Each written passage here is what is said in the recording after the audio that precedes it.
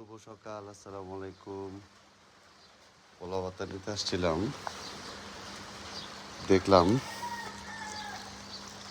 পুরো ছাদ বাগানের গাছগুলো নতুন চকচকে হয়ে গেছে। আমাদের পাশের ছাদে আবার ওরা মুরগি পালে, দেখেন মোরগের ডাকের শব্দ, মোরগ ডাকতেছে।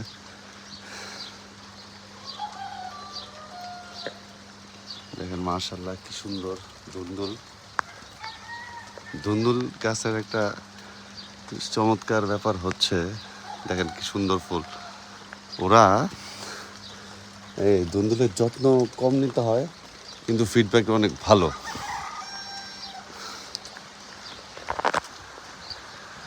এরকম দেখেন কি সুন্দর।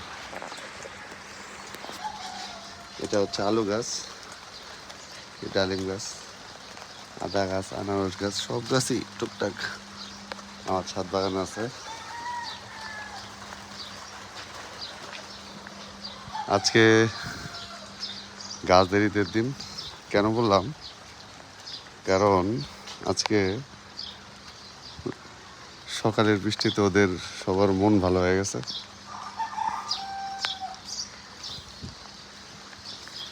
ওই যে দেখেন নেট দিয়ে ছোট করে গাছের এর চাষের পাশে পাশে, এটা হচ্ছে কাঠগোলাপ গাছ, কয়েকদিন আগে কাঠগোলাপ হয়েছিল। এই দেখেন নেট দিয়ে ছোট করে একটা খাঁচার মতো বানাইছে, ওইখানে মুরগি পালে গাছের পাশাপাশি।